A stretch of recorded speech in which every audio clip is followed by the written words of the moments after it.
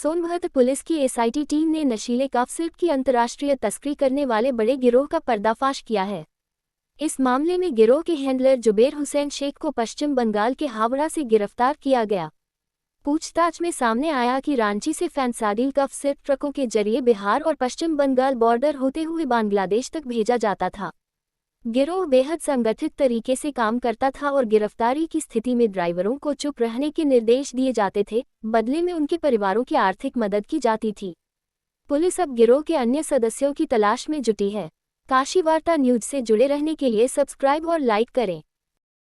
देखिए, थाना रॉबर्ट्सगंज में जो मुकदमा अपराध संख्या 1191/25 जो कि एनडीपीएस से संबंधित है और कोडीन कफ सिरप से संबंधित अभियोग पंजीकृत हुआ था, उसमें एसआईटी द्वारा विवेचना के क्रम में आज अभियुक्त जुबैर हुसैन शेख को यहाँ प्रस्तुत किया गया है। इनको हमने हावड़ा पश्चिम बंगाल से अरेस्ट किया है और ट्रांजिट रिमांड पे जनपद सोनभद्र लाए हैं।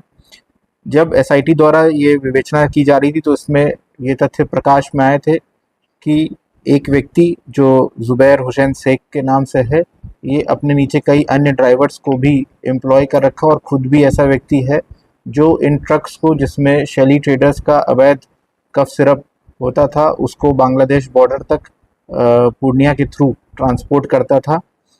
इस क्रम में जब विवेचना की गई तो जुबैर हुसैन शेख के बारे में पता चला कि ये छिप करके इस समय हावड़ा में रह रहे हैं पश्चिम बंगाल में, क्योंकि ये मूल रूप से औरंगाबाद जनपद के निवासी हैं जो महाराष्ट्र राज्य में हैं, और इनको वहां से हमारी टीम ने ढूंढ निकाला और अरेस्ट किया है। इन्होंने पूछताछ में अब तक ये बताया है कि इनको ये जानकारी थी कि इसमें शैली ट्रेडर्स का सामान होता था जिसमें अवैध फेंसिडिल कफ सिरप होती थी। हर ट्रक इनको बॉर्डर तक पहुंचाने के लगभग 30,000 रुपये मिलते थे और हफ्ते में 2 से 3 ट्रक ये लोग ट्रांसपोर्ट किया करते थे। इनके जैसे और भी कई अन्य लोग भी इस गैंग में शामिल हैं। इनमें से कुछ लोग जिनका नाम अमीन, फिरोज, सुमैर शेख, आदिल, वसीम, इन लोग को ऑलरेडी रांची में और पूर्णिया पुलिस द्वारा गिरफ्तार किया गया है। इसमें से कुछ लोग जिला कारागार पूर्णिया बिहार में इस समय निरुद्ध भी हैं और इनके ऊपर ये जुबैर शेख व्यक्ति काम करता था। इन्हीं जुबैर के कहने पे ही ये जो व्यक्ति गिरफ्तार हुए थे पूर्णिया पे, इस ट्रक चलाने के लिए ये लोग राजी हुए थे और इनको इन्होंने एम्प्लॉय किया था। इसमें कुछ अन्य और व्यक्तियों के नाम शामिल आए हैं जो अभी पश्चिम बंगाल के ही रहने वाले हैं, जो इस ट्रक को ट्रांसपोर्ट कराने में पैसा भी उपलब्ध कराते थे और फर्जी बिल भी उपलब्ध कराते थे, जिससे ये सिरप को जैसे चावल की बोरी दिखा करके या अन्य कोई खाद्य पदार्थ दिखा करके उसको ट्रांसपोर्ट कराते थे। ऐसे बिल भी इनके पास से बरामद हुए हैं।